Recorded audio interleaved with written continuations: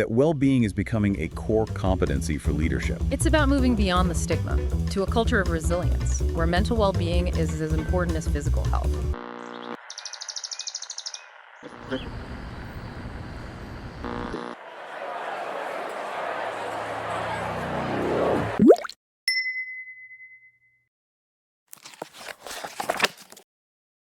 Welcome to our deep dive today into a topic that I think is really crucial in today's business world. It's executive mental health and resilience. And, we've got a really interesting collection of articles here, everything from medical journals to business magazines to some leadership think tanks to give us a really well-rounded view of this often overlooked aspect of leadership. What's really interesting about these articles is, it's not just theoretical. It's real-world data and practical strategies that can really have an impact on your well-being and your bottom line. Yeah, and the data is pretty alarming, right? Almost half of CEOs are reporting mental health issues. I mean, that's a huge number. This isn't just a personal thing. It's a big risk for businesses. That's right, and it's really fascinating to see how medical research is now linking chronic stress to problems with cognitive function and decision-making. And these are most important skills for effective leadership. Yeah, you can't. You can't run a high-performance engine on fumes, right? Something's going to break down eventually. And we see that happening, right? Record number of CEOs stepping down last year in 2023. And almost 70% of C-suite execs admit they've thought about leaving their jobs just for the sake of their well-being. And let's not forget that a record 19 CEOs actually died while in office last year. The cost of not taking care of your mental health is very real. It is very real. And what I find really fascinating about all this is there's still this big stigma around mental health and leadership positions. It's almost as if admitting you're vulnerable is a sign of weakness. But when you think about it, doesn't it actually take strength to ask for help? It's a paradox, right? We want leaders to be decisive and strong, but that creates this environment where they're afraid to show any vulnerability. But we are seeing a change, right? Like Senator John Fetterman publicly getting treatment for depression. That was huge. Yeah, I thought that was a really powerful move on his part. Real leadership, to be honest. Definitely. It sends a message that admitting vulnerability is not weakness. It's self-awareness and strength. And it shows others that it's okay to do the same, which can benefit the whole organization. It's about normalizing the conversation, making it okay to not be okay all the time. And that leads to another point from the articles, the science behind how ignoring mental health hurts the bottom line. This is where the research gets really interesting. Chronic stress isn't just about feeling bad. It affects your brain. It makes it harder to think clearly, to make decisions. And that reduces your overall effectiveness as a leader. So it's not just some touchy-feely thing. It has real consequences for productivity, employee turnover, engagement, and ultimately the company's success. Exactly. You wouldn't ignore a physical health problem. So you can't ignore mental health either. It can seriously impact you as a leader and the health of your organization. Mental and physical health are equally important. Okay, so let's talk about solutions. The articles point to two main approaches: personal strategies for executives and organizational strategies to create a supportive culture. There's this great article by Dr. Curtis Chastain. He runs an executive wellness center, and he gives some really practical advice for leaders who are dealing with these issues. Yeah, Dr. Chastain is all about taking action. He says the first step is acknowledging the problem. Break down that feeling of isolation by sharing your experiences, even if it's just with one person you trust. He also says you have to make those basic lifestyle changes. Prioritize sleep exercise regularly. Limit unhealthy things like drinking too much or working too much. All those things we know are good for us, but we tend to ignore. And I thought it was fascinating how he links these practices to being a better leader. They're not just nice to haves, they're strategic advantages. He points to people like Richard Branson, Arianna Huffington, Elon Musk. They all make fitness and relaxation a priority, not just to feel good, but to perform at their best. That's a great point. Well-being isn't a luxury, it's a competitive advantage. These leaders are showing that. Investing in your mental health is investing in your company's success. Absolutely. They've made it into a strategic differentiator. But as important as individual responsibility is, the articles also emphasize how vital it is for organizations to create a mentally healthy workplace. It's not just about individual leaders taking care of themselves. It's about creating a culture that supports well-being at every level. Absolutely. And it starts at the top. Leaders need to set the tone. Model healthy behaviors, create a safe space for discussions about mental health, and offer resources like expanded employee assistance programs and mental health awareness campaigns. Yeah, and those resources need to be confidential, right? Yeah. Employees need to know they can get support without it affecting their careers. Confidentiality is key. It's about building trust, creating a culture where people feel safe seeking help without fear of repercussions. One company doing a good job of this is Deloitte.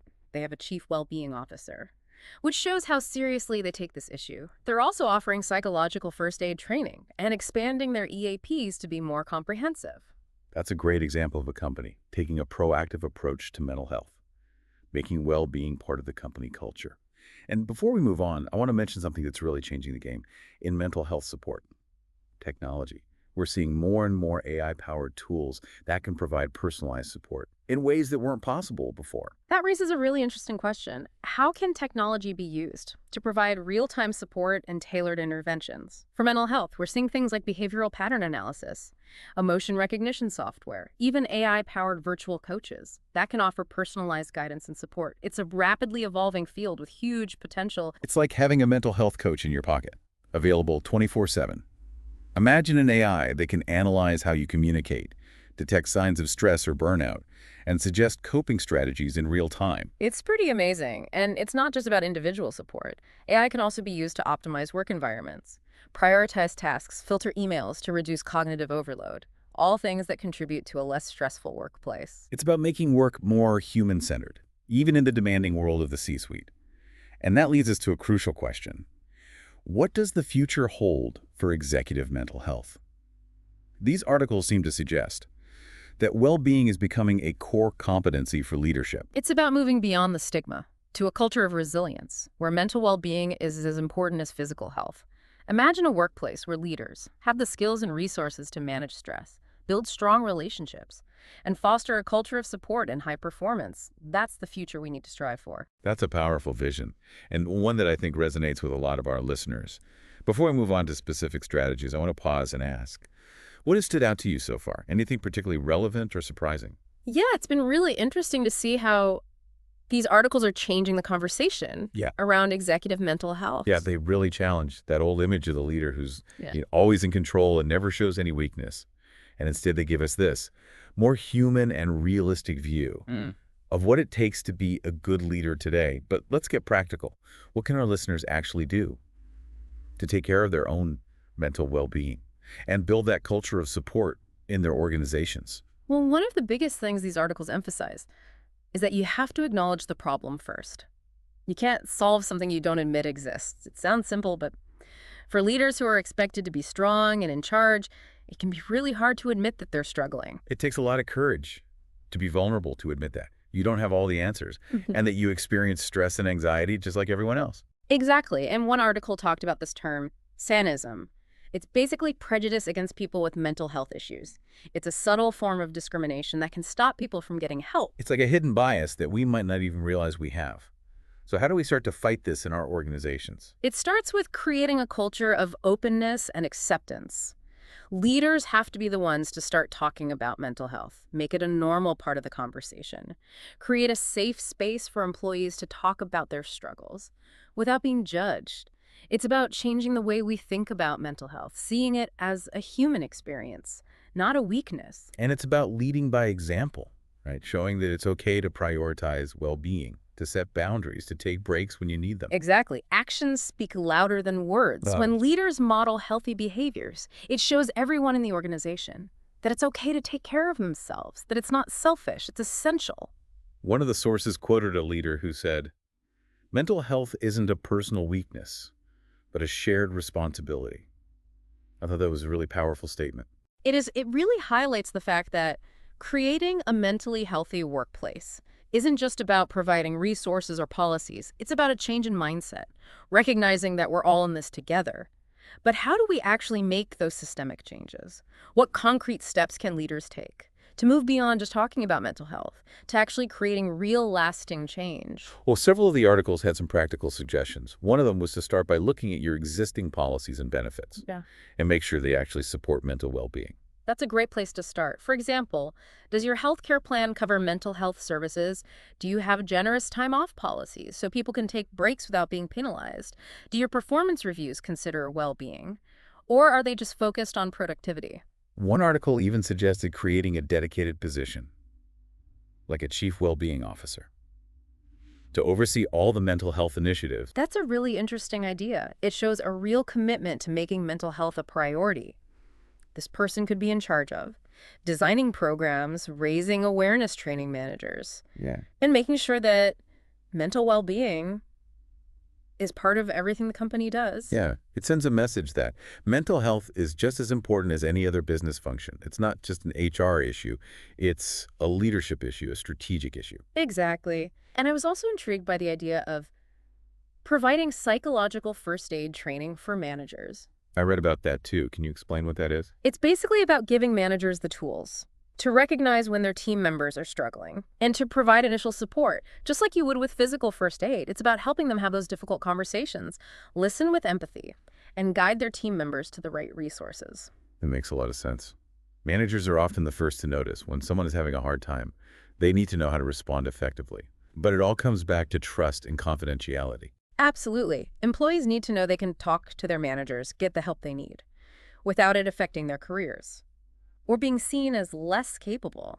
One article also talked about the importance of regular mental health check-ins for both individuals and teams. That's a simple but effective way to make conversations about mental health more normal and part of the everyday workplace culture. Imagine starting team meetings with a quick well-being check-in where everyone shares how they're feeling. It creates a sense of connection and vulnerability. It also helps leaders identify potential problems before they become big crises. And let's not forget the power of storytelling. One article featured CEOs who talked openly about their own mental health journeys, showing that it's okay to struggle.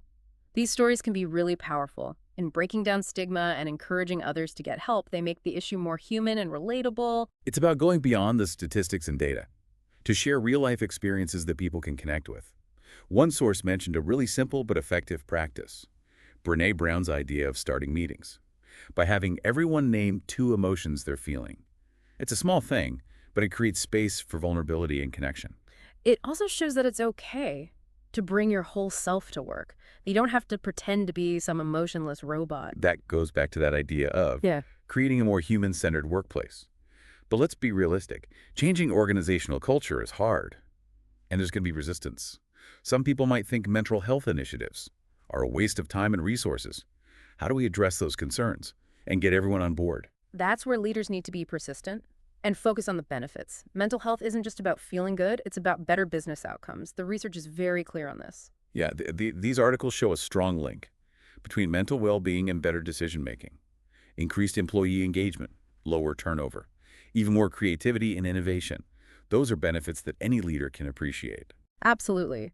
When you look at it in terms of return on investment, it's clear that investing in mental health isn't just a nice thing to do. It's a strategic necessity for any organization that wants to succeed in today's world. It's not just about surviving, it's about thriving. It's about creating a culture of wellness, where well-being is part of everything the organization does. But we've talked a lot about the organizational level. What about on a personal level? What advice do these articles have for individual leaders who are dealing with stress, burnout, or other mental health challenges? Well, Dr. Chastain, who we mentioned earlier, has this great analogy. He compares the human body to a high-performance car. Okay, I'm curious, how does that relate to mental health? He says that. Just like you wouldn't expect a high-performance car to run perfectly without regular maintenance, you can't expect your mind and body to perform at their best without investing in self-care and recovery. So it's about recognizing that we have limits, and pushing ourselves too far will eventually lead to burnout. Exactly. It's not about being weak. It's about understanding the importance of sustainable performance. So what specific strategies do these sources recommend for building resilience and prioritizing well-being? We know things like sleep, exercise, and healthy eating are important. But are there other, maybe less obvious things that leaders can do? It seems like we're really moving beyond just recognizing that mental health is important to actually being proactive and making well-being part of everything we do, both personally and in our organizations. It's about building what one article called a culture of wellness, not just offering perks or checking boxes, but really creating a workplace where people feel supported, where they can be themselves, and where taking care of their mental health is seen as a good thing. Right. It's about normalizing those conversations, making it okay to talk about stress or feeling overwhelmed. Just like you would talk about any other work challenge. Imagine being able to say, I'm feeling a bit overloaded. I need to take a mental health break. Or I'm struggling with anxiety. Can we adjust my workload? That kind of openness requires a lot of trust, what psychologists call psychological safety, knowing that you won't be punished for expressing your feelings or making a mistake. And that starts with the leaders, right? Leaders have to model that behavior, show that it's okay to be vulnerable. Exactly. One of the most powerful things a leader can do is to share their own struggles, show that they're human too. It not only breaks down the stigma, but it gives others permission to do the same. Several of the sources talked about the importance of having systems and structures in place that support well-being, like flexible work arrangements, generous time-off policies, opportunities for social connection, even incorporating mindfulness practices into the workday. It's about designing work in a way that acknowledges that we're not machines, we're human beings with emotions and limits. For too long, we've been operating on this model of the ideal worker, someone who's always available, always on, always productive.